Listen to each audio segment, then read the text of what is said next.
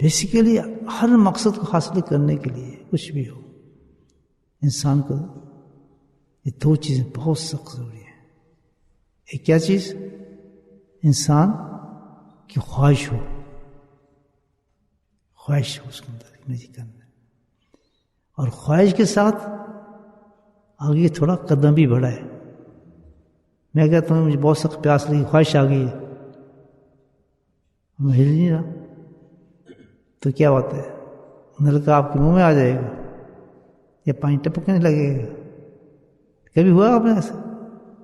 اٹھنا ہی پڑتا ہے آدمی کو، تو بستر سے کوئی بھی نہ نکلے، کھانا آ جائے تو کھانا میں آ جائے گا، اور اسے لیٹر جو خواہش تو میری پوری ہو رہی ہے. تو ہر خواہش کے لیے پہلے آدمی کی خواہش چاہیے کسی مقصد کے حاصل کرنے کے لیے، اور اس کے بعد کیا چاہیے؟ طلب جس کو کہتے ہیں. اس کے بعد اسی چیز کیا ہے؟ عمل ہے. صحیح ہے بات؟ یہی رمضان میں سمجھا رہا ہے. سبحان اللہ سبحان اللہ. یہی تو میں سمجھا رہا ہے بات کہ اگر تمہاری خواہش ہے طلب حق کی، جنت کو حاصل کرنے کی، دوزخ سے بچنے کی، ہر مسلمان یہ خواہش رکھتا نا بھائیو، تو اس کے لیے تو یہ دو چیزیں اہم ہیں کہ خواہش کے بعد جب تک آپ ہلیں گے نہیں چیز ملے گی نہیں آپ کو. یہ ہے ہمارے میں کمی ہے. وہ خواہش جس پہ انسان کوشش نہ کرے وہ خواہش نہیں ہے، اس کی باطل خواہش ہے. وہ جھوٹ بول رہا ہے، اس کی خواہش ہے ہی نہیں. خواہش کے بعد وہ ضرور ہلتا ہے اس کام کے لیے، تبھی خواہش انسان کی پورا ہوتی ہے. اللہ سبحانہ تعالیٰ فرما رہے ہیں کہ آیت بھی ہے قرآن کی، میں ذہن میں آ جائے تو تھوڑا بہت ادھر ادھر اس کو صحیح کر لینا. میرے سامنے قرآن تو نہیں ہے، اس میں اللہ سبحانہ تعالیٰ نے واضح طور پر بیچ میں سے آیت پڑھوں گا ایک تسلسل سے اس مضمون بتانے کے لیے آپ کو. منت تبو رضوان ہو، اللہ تعالیٰ کہتے ہیں کہ جو لوگ طلب حق رکھتے ہیں، واقعی جو چاہتے ہیں کہ ہم اللہ سے مل جائے، جنت مل جائے، دوزخ سے بچ جائیں، پکے مسلمان ہو جائیں، یہ ہیں ساری خواہشات جو ہونی چاہیے. پتہ ہے یہ نہیں ہے، یہ نہیں پتہ نا. اللہ کہتا ہے جو رکھتے ہیں منت تبا رضوان، جو رکھتا ہے یہ خواہش، تو کہتا ہے بالکل صحیح ہے. تحتی بھی اللہ تعالیٰ کہتا ہے میں نے ہدایت کیا، اس چیز کا انتظام کیا ہے. تحتی بھی طلب حق ہے تمہارا، تو جس کے پاس طلب حق ہوگا وہ محروم نہیں رہ سکتا. گارنٹی دے رہا ہے. یاد بھی میں نے اس کا انتظام کیا ہوا ہے، ایسے انتظام کیا اس کے ساتھ. اگر تیری طلب حق ہوگی تو اللہ تعالیٰ کہتا ہے ایسے زبردست میں نے انتظام کیا. سبل السلام، اللہ تعالیٰ کہتا ہے کہ سلامتی کے راستے کھل جائیں گے تیرے. اگر اس تیرے پاس خواہش ہے تو قدم بڑھائے تو کیا ہوگا؟ سلامتی کے راستے اللہ تعالیٰ تیرے کھول دے گا. یخرج من ظلمات النور، جن گناہوں میں تو پھنسا ہوا ہے، جن گناہوں میں تو غرق ہوا ہے، کیا کرے گا؟ وہاں سے نکال کے تو ہدایت کے نور پر لے آئے گا. سبحان اللہ سبحان اللہ. نادم الصراط المستقیم. تیسری بات کی بات سنائیے کہ پھر تجھے سچا اور سیدھا راستہ تجھے عطا فرما دے گا، سبحان اللہ. جس کے لیے تو دعائیں مانگتا ہے. اگر صحیح طلب حق ہے تو اللہ کہتا ہے تم محروم ہو ہی نہیں سکتا. کبھی ہو نہیں سکتا کہ انسان کسی خواہش رکھے میں صحیح ہو جاؤں، ٹھیک ہو جاؤں. دنیا کی خواہش میں باتیں پوری کرا دیتا ہے انسان کی. تو جس مقصد کے لیے تجھے پیدا کیا گیا ہے تو اللہ تجھے وہ مقصد نہیں عطا فرمائے گا. اصل میں یہ ہے کہ ہم چور ہیں، پکے چور ہیں، کہ ہمارے اندر صحیح ہونے کی خواہش ہے ہی نہیں. ہم نمازی بننا چاہتے ہی نہیں، ہم گناہوں سے بچنا چاہتے ہی نہیں. ہم چاہتے ہی نہیں ہیں. اور اللہ تعالیٰ نے قرآن میں گارنٹی دی ہے اسے کہ اگر تیری یہ خواہش ہو جائے کہ میں گناہ سے بچنا ہے، میں نیک انسان ہوتا ہوں، یہ روتے رہتا ہے، اس سے تھوڑی ہوتا ہے، رونے سے تھوڑی ہوتا ہے. تیری خواہش ہے. اصل طلب حق جس کے پاس ہوگا، اس طلب کے حق کے پاس وہ سیکنڈ پوزیشن ضرور کرے گا، وہ اس کے لیے ہلے گا. اور جو جھوٹا ہوگا طلب حق والا، وسائل موجود ہوتے ہیں اللہ تعالیٰ کے، وسائل موجود، کتنی بڑی گارنٹی ہوتی ہے. جو بھی چاہتے ہیں حق طلب حق رکھے گا. اللہ تعالیٰ کہتا ہے یہ نہیں، اس کا انتظام بھی کیا ہے میں نے ہدایت کا، سلامتی کے راستے بھی اس کو دکھاؤں گا. یہ سلامتی سے مراد کیا؟ اللہ سبحانہ و تعالیٰ جنت والے راستے، گناہوں سے بچنے والے راستے، اس راستے پہ تجھے لے کے جاؤں گا اور تجھے صراط مستقیم پہ تجھے میں رکھوں. یہ حدیث قسم کھا کہہ سکتا ہوں کہ جو ہدایت سے قرآن اٹھائے گا، چاہے وہ عربی جانتا ہو نہ جانتا ہو، 70 سال کا کافر ہو، بے مذہب ہو، کسی مذہب سے ہو، کسی بھی ٹرانسلیشن کو اٹھا کے اور وہ ہدایت کا متلاشی ہو، میں نے اپنی زندگی میں دیکھا ہے، وہ اٹھ کے نہیں جاتا، اس کو کلمہ پڑھ کے جاتا ہے. بھائی جس چیز کو اللہ سبحانہ تعالیٰ فرما رہے ہیں، قرآن پڑھنے والا ہدایت مانگے، وہ کبھی بے ڈاڑی نہیں اٹھے گا، ڈاڑی رکھے گا، کبھی جماعت کی نماز نہیں چھوڑے گا، کبھی حرام نہیں کھائے گا. یہ قرآن میں ہے آپ کو. میں نے تو قد جاءکم من اللہ، اللہ کی طرف سے آئی گی، نور و کتاب مبین، شادی بھی اس کا کام ہی صرف ہدایت دینا ہے. وہ پہلا صفحہ ہی آپ کو بتا رہا ہے ہدی للمتقین. تو کیسے ہو سکتا ہے کہ اتنے جو بندر پھر رہے ہیں اور بندریاں جو اللہ کو مانتے نہیں کے باوجود نمازوں کو چھوڑتے ہیں، پردے اتارتے ہیں، حرام کھاتے ہیں، شکلیں بگاڑتے ہیں، اپنی شکلیں بگاڑتے ہیں، لباس بگاڑتے ہیں، اپنے جو ہے طور طریقے بگاڑتے ہیں، دین کو مذاق بناتے ہیں، آدھے دین پکڑ کے کہتے ہیں اب ہم تو مسلمان ہیں، کبھی کچھ کرتے ہیں کبھی کچھ کرتے ہیں. سادہ سادہ اسلام، بالکل کون سا اسلام ہے کہ 5 وقت نماز پڑھو اور گناہ مت کرو.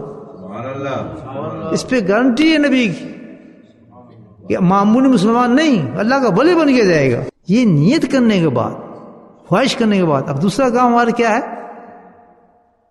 کہ اس خواہش کو پورا کرنے کے لیے ہم نے کوئی وسیلہ اختیار کرنا ہے. بس یہاں مار کھا جاتا ہے. کہتے ہیں خواہش اللہ مجھے نمازی بنا دے، سب مانگ رہے ہیں دعائیں، اس وقت مانگ رہے ہیں سارے، بس مجھے نمازی بنا دے، مجھ سے گناہ چھوٹ جائیں، مجھے یہ ہو جائے، مسلمان ہو جاؤں، اچھا انسان ہو جاؤں. یہ خواہش ہے. لیکن قرآن کہتا ہے کہ خواہش کے بعد کیا ہے؟ اس میں تھوڑی حرکت چاہیے.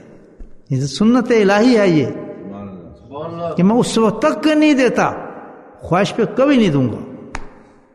ہم کہتے ہیں ہمیں خواہش پہ لینا ہے، بس یہاں جگڑ ہے.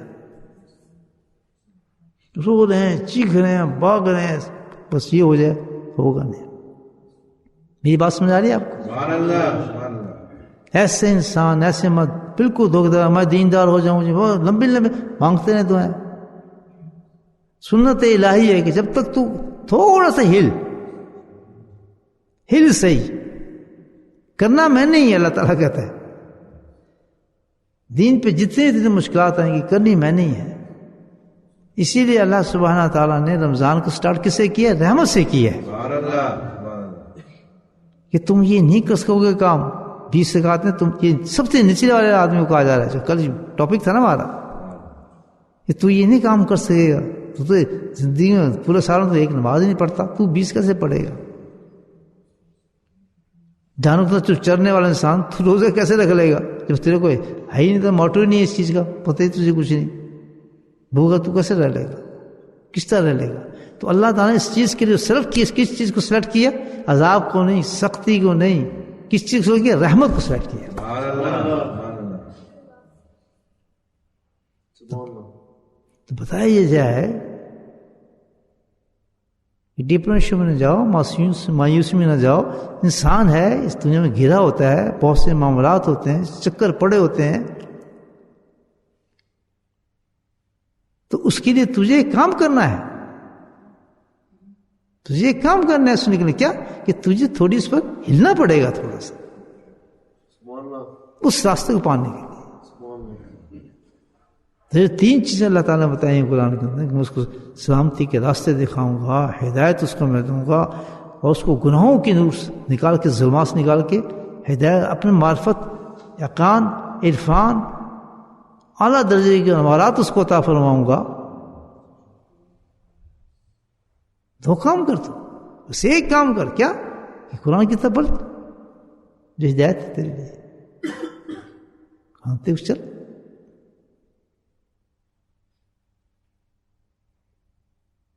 ٹھیک ہے، پھر آپ کہہ سکتے ہیں ٹھیک ہے جی، ہمیں ایک خواہش بھی تھی، ہم قرآن پڑھنا شروع کر دیا، بولے سبحان اللہ۔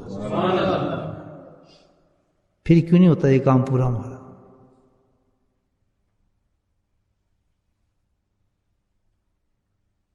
پڑھنے 15 قرآن، داڑھی کوئی نہیں، پردہ کوئی نہیں، لباس غیروں والا، شکر بندروں والی، کیا کہہ رہے ہیں؟ رمضان میں آئے جی بخشش کرانے ہیں۔ اس میں کوشش نظر آتی ہے انسان کو، نہیں بتایا کیوں؟ کیا قرآن کی تلاوت کر رہے ہیں تو ہم نے پکڑا ہے۔ لیکن اللہ تعالیٰ نے بات کی ہے نا، خالی قرآن پہ تو بات نہیں نہ کی۔ یہ کیا میں نے کہ میں نے قرآن بھیجا ہے؟ نہیں، کہ جاکم من اللہ نور و کتاب مبین، کتاب تک پہنچ جا، پڑھ، بہت پڑھ، لیکن ہدایت تجھے کتاب ہی دے گی۔ ابھی کوشش تیری جو ہے وہ ناکام ہے، کیونکہ ایک چیز کو تو نے پکڑا ہے، کتاب کو، لیکن سٹل تو کتاب اندھیرے میں پڑھ سکتا ہے؟ نہیں بھائی، پڑھ سکتے ہیں آپ؟ قرآن آپ کے ہاتھ میں، بند کمرے میں بیٹھے، پڑھ کے دکھائیں قرآن، پڑھ لیں گے؟ قرآن تو پکڑا ہے، اس کے لیے کیا چاہیے ہمیں؟ روشنی چاہیے، روشنی چاہیے نا۔ جیسے آپ لائٹ جلائیں گے شروع ہو جائیں گے قرآن پڑھنا، لائٹ بند، آپ کتاب کو نہیں پڑھ سکتے۔ تو اللہ تعالیٰ کہا کہ پھر میں نے اس کتاب کے لیے روشنی کا انتظام کیا ہوا، کجاکم نورم، واہ کا لفظ بیچ میں، یعنی نور صرف کتاب کو نہیں کہا، بیچ میں واہ کا لفظ آیا ہے۔ میں ان لوگوں سے باتیں سنی جو بزرگان دین سے باتیں، میں آپ کو مفسر نہیں ہوں، وہ آپ کی خدمت پیش کر رہا ہوں۔ ڈیوائڈ کرتے ہیں نا کتاب کو اور نور کو، ڈیوائڈ کر دیا واہ کے ساتھ۔ تو فرمایا کتاب بغیر روشنی کے تو پڑھ نہیں سکے گا، اندھیرے میں نہیں پڑھ سکے گا۔ اگر پڑھے گا پھر دلالت میں چلا جائے گا، کچھ پڑھے گا، کچھ سے کچھ پڑھے گا۔ ہدایت تجھے اس کتاب سے ملے گی، لیکن ہدایت اس کتاب سے ملے گی، اور کتاب تو پڑھے گا اس روشنی میں جو روشنی میں نے بھیجی ہے۔ سمجھ آ رہی ہے بات یہاں تک؟ اس لیے تو ہمیں قرآن سے ہمیں ہدایت نہیں ملتی، اس لیے ہمیں قرآن سے ہدایت نہیں ملتی ہے کہ ہم اس روشنی کی کتاب نہیں پڑھ رہے ہیں۔ وہ کون سی روشنی ہے؟ وہ نبی پاک صلی اللہ علیہ وسلم کی تمام سنتوں کی روشنی ہے۔ اور کون سی روشنی؟ 2 چیزیں بھیجی ہیں میں نے، اپنے نبی کو بھیجا ہے جو ہدایت کی روشنی ہے، وہ پوری، اس کی ہر چیز جو سنتیں ہیں وہ ایسی روشنی ہے جو اس کتاب کو پڑھنے کی مددگار بنتی ہیں۔ نتیجہ کیا نکلا؟ جب تک آپ نبی پاک صلی اللہ علیہ وسلم کی اتباع نہیں کریں گے، ان کی سنتوں پہ نہیں چلیں گے، اس قرآن کو آپ نہیں سمجھ سکتے۔ آج آپ رمضان میں سچی نیت کر لیں کہ میں جو گناہ کر رہا ہوں تو میں نے گناہ ختم کرنا ہے، کریں نیت، کر لیں نیت۔ اب دوسرا کام آپ نے کیا کرنا ہے؟ کوشش۔ تو اس لائن کی کیا کوشش بتا رہے ہیں اللہ تعالیٰ؟ نورم، قرآن نہیں پکڑنا، نبی پکڑنے تو بھاگنا ہے۔ کسے جانا ہے؟ نبی پکڑنے جانا ہے، آپ کی راہ کو اختیار کرنا ہے۔ یا رسول سنو، زندگی آپ کو تعلق گزارے، بس فوراً اپنی شکل صورت سب پہ نظر ڈالے، اپنے کھانے پینے میں نظر ڈالے، اپنے روزیوں پہ سب پہ نظر ڈالے اور فرمایا جس طرح میرے نبی نے فرمایا ہے اس نور کی روشنی کے اندر میں اپنے اس کتاب سے ہدایت حاصل کروں. اس کو کہتے ہیں ہلنا. اب کام بہت مشکل ہے. کس طرح نبی سنت پہ چلنا تو ہے اصل تین مدینے سے. اس کمنی والے کے ہاتھ پکڑ لے,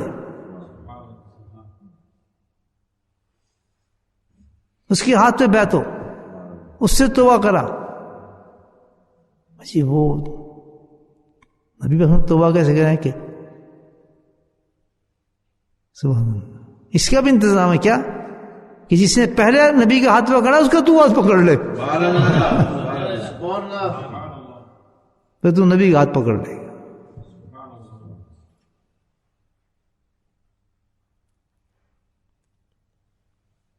شیخ کے ہاتھ پہ ہاتھ نہیں ہوتا, ہاتھ کہاں تک جاتا ہے؟ اللہ کے ہاتھ تک جاتا ہے. یہ چھوٹی بات نہیں تھی توبہ ہونا, کسی شیخ کے ہاتھ پہ توبہ رکھنا. اس پہ اللہ کہتا ہے یہ ہے طلب صادق رکھنا. شیخ اسٹارٹ کر دیا کام, اب میں اس کے راستے دکھاؤں. پہلا ثبوت دے دیا اس نے جا کے کسی اللہ کے پاس چلا گیا, جی میں نے صحیح ہونا جناب, مجھے صحیح کر دو. کانٹیکٹ کرنا چاہتے ہوں آپ مجھے بتا دیں. اس نے یہ آیتیں نہیں پڑھی ہوتی بیچارے, اس کو طلب آئی ہے, اس طلب کے بعد اسے قدم اٹھانا ہے.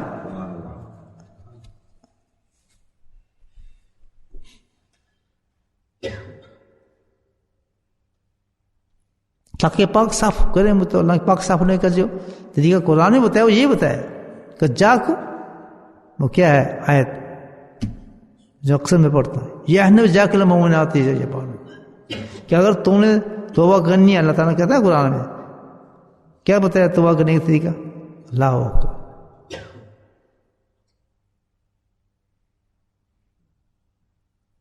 کہ نبی محترم آپ کے پاس آئیں گی عورتیں, مومن عورتیں آئیں گی, مسلمان ہوں گے, نماز شماز پڑھتے ہوں گے, کافی نہیں ہوں گے, اس کے لیے بارے بات ہے.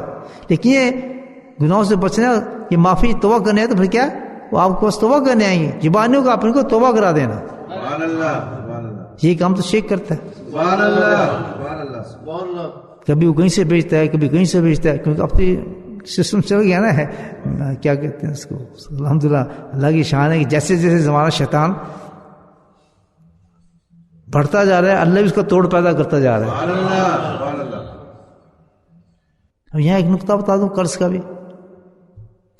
دنیا ہم رہتے ہیں, کاروبار بھی کرتے ہیں, فلاں بھی کرتے ہیں, لینا دینا ہمارا چلتا ہے. ادھار لیتے وقت تو انسان کو پتہ نہیں چلتا, لے لیتا ہے, 10,000 دے 15,000 دے لیتا ہے, اور جب دینے کا وقت آتا ہے تو ٹرکے مارنا شروع کر دیتا ہے. میں دوں کہاں سے, پیسہ کوئی نہیں. کتنی بڑی بات ہے, اتنی بڑی بات ہے کہ اللہ کے نبی فرماتے ہیں کہ اگر کوئی شخص اس طرح چل گیا کہ اس نے ادھار نہیں کیا تو اس کی جان ملحق رہتی ہے, نہ جہنم میں نہ دوزخ میں, لٹکی رہتی ہے اس کی جان. قبر کے اندر مرے پڑے ہیں لوگ نا, جو اس حالت میں گئے ہیں جنہوں نے قرض ادا نہیں کیا. میرے حضرت فرماتے تھے کہ قرض جو ہے فرض سے بڑا ہے. تو فرض میں ایک نقطہ ہے, قرض میں 2 نقطے ہیں. اور اللہ کے نبی فرما رہے ہیں کہ اس کی جان لٹکی رہتی ہے کہ اس نے قرض دینے کے بعد اس کو قرض ادا کیوں نہیں کیا.